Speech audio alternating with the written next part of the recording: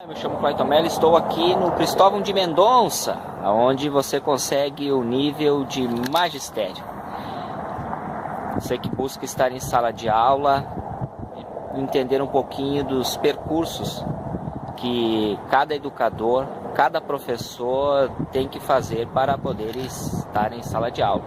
Mas qual é o peso, de fato, isso na valorização profissional? Começa agora o raio-x da educação. Raio-x da educação, esse aqui é mais um dos espaços que, para se constituir um educador infantil e estar em sala de aula, precisa passar. Muitos profissionais já possuem a graduação e voltam aos bancos escolares para a pós-graduação e também para o mestrado. Esses são os níveis de formação que você encontra na educação infantil de Caxias do Sul. Mas, de fato, que impacto isso tem no final do mês desse profissional? Qual é a valorização? Que peso tem este canudo? É isso que você vai ficar sabendo. Qual é o peso do canudo? Qual é o peso desse certificado? Os caminhos, você viu anteriormente do que precisa para se tornar um educador infantil, um professor. Mas como as empresas valorizam e, de fato, qual é a remuneração? E essa qualificação, esse canudo, que impacto tem no final do mês? Vamos conferir educação isso infantil agora. De Caxias do Sul. Vamos entender os pisos. Na privada, o salário é R$ 1.364, enquanto na conveniada é R$ 1.831. Aqui se trabalha 44 horas e aqui se trabalha 40 horas semanais. E a proposta de reajuste é de 2% para ambas. Vou fazer aqui um exemplo. A mensalidade esse ano nas privadas vai girar em torno de 10%. Vamos pegar um exemplo que a mensalidade desta criança seja R$ 1.000, ou seja, 10% você vai pagar R$ 100 a mais, ou seja, a mensalidade vai ficar R$ 1.100, né?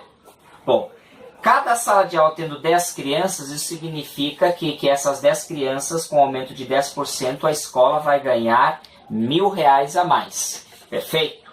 Mas vamos fazer um outro exemplo. Digamos que essa escola está situada em um bairro, em uma comunidade um pouco mais distante do centro. Com a mensalidade de R$ 600. São exemplos. Então, cada criança nessa sala de aula, se tiver 10, ou seja, a 10%, você tem um aumento de R$ 600 nessas 10 crianças. É o impacto do aumento que se dá. Mas, a 2% de aumento, se esse profissional ganhasse R$ 1.500, o aumento dele seria de R$ 30. Lembrando que o piso é 1.364, ou seja, não vai dar nem R$ 30. Eu estou fazendo aqui um salário de R$ 1.500, ou seja, se for aqui, ainda sobram 570 para a escola, já que ela exigiu um aumento do pai de 10%. Aqui seriam 970, já que a mensalidade custa R$ 1.000. Então, são esses os fatores que você precisa levar em conta. A educação infantil em Caxias do Sul é valorizada? Que peso de fato tem o seu canudo? Na privada, visa o lucro. Hoje temos mais ou menos 170 escolas que compõem, então, as privadas. Nas conveniadas você tem 45, divididas em 3 instituições responsáveis pelo repasse desses recursos. Bom, o que está em jogo? Nas privadas você tem que tentar achar com uma lupa, porque praticamente a convenção coletiva, e ambas se inspiraram, mas a gente vai entender até então o que tinha nelas e o que está em jogo e por que ainda não se avançou nisso. Cada 5 anos de trabalho você ganha um bônus, o quinquênio, na privada.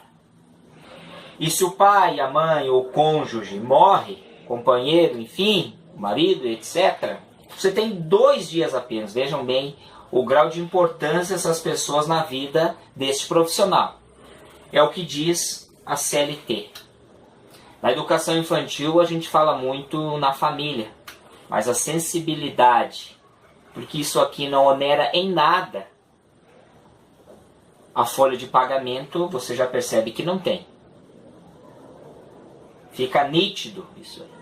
Ou seja, você tem que dizer para a pessoa, morre na quinta-feira, que daí eu vou conseguir ficar 4 dias para me recompor e voltar no meu trabalho na segunda. Quer dizer, você tem que negociar mais dias com o proprietário para que você possa se restabelecer. Porque pai e mãe tem quantos? Que não pode se colocar um pouco a mais os dias. Quer dizer, é esta sensibilidade que você não tem na privada. Mas na conveniada se tinha. Por que não se tem mais? Porque se expirou, e um dos motivos desse impasse está atrelado a essa valorização profissional que se tinha. Era motivo de orgulho, era uma dos melhores acordos do Estado. O atestado de comparecimento, já que estamos falando de profissionais que no seu grande número são mulheres, precisam levar o filho, precisam consultas. E esse atestado de comparecimento, que era às vezes de 1 hora, 2, ele foi extinto, porque esse novo acordo ainda não foi costurado, então ele perdeu a validade. E isso está atrelado à assiduidade, ou seja, 200 e poucos reais, 200 reais. Então, se esse atestado não vale mais, esse prêmio assiduidade eu perco ele. Por qualquer motivo eu perco ele. O X da questão é, se essa empresa não visa lucro, ela pega o dinheiro que é público, que é dividido nessas 3 instituições, que cada uma tem mais ou menos 200 funcionários. Se esses funcionários faltar 10 no mês, vai dar R$2.000. Esses R$2.000, fica a pergunta, volta para a prefeitura?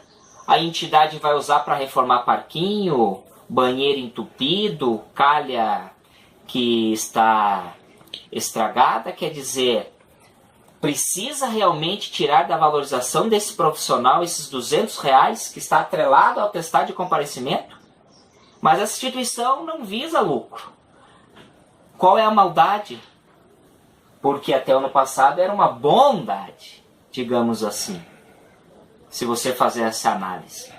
Então são coisas assim que você precisa refletir, até que ponto realmente são sem fins lucrativos, até que ponto precisa penalizar esse profissional. De fato esse canudo pesa? O pai, a mãe e o cônjuge tinham 5 dias para ficar se restabelecendo após a sua morte. Quer dizer, aqui era muito melhor, que poderia ser usado aqui na privada, mas não, nunca foi usado. Mas aqui na conveniada você tinha, porque afinal de contas você tem um pai e uma mãe. São pessoas de um grau de importância na sua vida muito grande, que às vezes 5 dias não são o suficiente, mas que pela CLT você só tem 2. São essas situações que estão em jogo. E que fica a pergunta, essas instituições realmente são apaixonadas pela educação? Bom, na privada e na conveniada, até o ano passado, em suas regras que normatizavam isso através do acordo e da convenção, você passava pelo sindicato da sua categoria. E isso permitia que até a instituição ou a empresa evitasse alguns problemas trabalhistas. Porque ao revisar, se tivesse algum problema, se fazia uma folha de complemento, enfim. A ideia era verificar, mas esse ano, como não é mais obrigatório, virou facultativo, a dificuldade também para você colocar isso dentro do acordo, dentro da convenção, não se avançou. A dúvida é por que não passar pelo crivo? Qual é o medo? Aqui não é The Voice Kids, que até você, quando perde, você é elogiado. Não. A vida aqui ela é diferente. Ou seja, dificilmente vai ir o proprietário da empresa fazer essa homologação. É o escritório de contabilidade. Então, por que não continuar fazendo? Por que não colocar ali dentro, se todas as instituições e empresas se dizem sérias? A ideia de quando se faz isso é que aquelas empresas ou aquela instituição que por uma falha não verificou algum item, ao passar pelo crivo do sindicato, você corrige isso. Essa é uma das finalidades de você fazer a homologação, a rescisão no sindicato. Mas prosseguindo, de fato, o acordo e a convenção, elas foram rasgadas e não se quer mais da maneira como está. A educação e sua valorização, ela está muito distante. Por que não usar essa convenção, esse acordo coletivo e colocar na privada? Aqueles benefícios, valorizar o seu profissional é muito importante. Enfim, enquanto que na privada, a criança, o pai leva os materiais que a escola solicita, aqui na conveniada é fornecida pelas instituições. Todo o material não. Alguma coisa. Não é todo. E você perceba que aqui, que tinham vários benefícios de uma valorização, se perderam. Eu não sei aonde está essa maldade, se assim pode dizer, dessas empresas. Porque são sem fins lucrativos. Eu não sei onde está a maldade. Porque as salas estão super cheias. Das 6h30 às 8h30, você tem um número grande de crianças, mas um número pequeno de educador. O mesmo problema vai acontecer em torno de 13h45 até as 18h30. Quer dizer, aqui você trabalha com um número maior de crianças e um número reduzido de educadores. O mesmo vai acontecer aqui. Quer dizer, esse é mais um castigo para esse educador.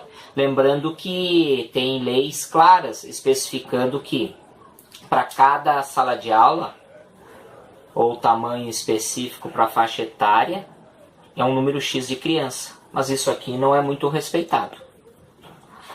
Aqui é praticamente em todas as escolas. Aqui são em algumas. Em algumas escolas privadas, onde você percebe, pai, que esse educador fica mais tempo, é onde que existe uma valorização. Mas isso são pouquíssimos os lugares. Na grande maioria, há uma rotatividade muito grande. Dificilmente esse profissional pega quinquênio. Porque outros benefícios a gente precisa olhar com a lupa para ver o que realmente é benefício. Porque a maioria das coisas que está ali dentro também constam na CLT. Enfim, o que eu quero dizer com isso? Para que penalizar tanto esse educador? Você, pai, pode nos ajudar. Verifique na sala de aula, peça para o seu filho quantos coleguinhas tem junto com ele. Verifique você se essa escola não tem vazamento quando chove. Quais são as condições do parquinho? Quais são as condições da escola? Que nível de formação de fato tem esses profissionais? A educação precisa de resposta. É um trabalho conjunto e permanente. Eu estou tentando refletir junto com você para que você também perceba. Se na conveniada você não paga porque são através dos tributos que você também colabora, não é por isso que a sala tem que estar com a capacidade acima do permitido. A gente precisa ajudar esse educador, porque se der algum problema, a responsabilidade recai toda sobre ele. Na privada, a gente precisa aqui de uma sensibilidade maior da parte empresarial para que algumas coisas que temos na conveniada se possa colocar na privada. Agora, como esses acordos eles foram rasgados, e se quer construir uma nova educação infantil a partir desse ano em Caxias do Sul, você não pode pegar como parâmetro a privada. Porque esse acordo coletivo, ele não tem grande valorização profissional. Mas você, educador, sabe a dificuldade imensa que é para você se qualificar. E você, pai, quando paga a mensalidade, fica muito bem nítido que os empresários valorizam sim essa formação, mas só na hora de cobrar mensalidade. Na hora de ser remunerado, não é bem assim. Pouquíssimos lugares de fato fazem isso. Bom, então esse vídeo espero que te ajude a sanar algumas dúvidas. A educação infantil precisa de respostas. Espero que esse paralelo que eu fiz possa te auxiliar e você entender um pouquinho mais antes de fazer qualquer análise. E fica a pergunta: qual é o valor de educar? De fato, quanto você paga para esse profissional? O educador infantil merece ser valorizado? O que a gente observa pela cidade nas escolas é que, através de folders e informativos, sim, a educação infantil ela é uma parte fundamental do desenvolvimento da criança. Quando você adquire esse canudo ao longo dos anos, você sabe. Mas a prática, em termos de remuneração, ainda está distante.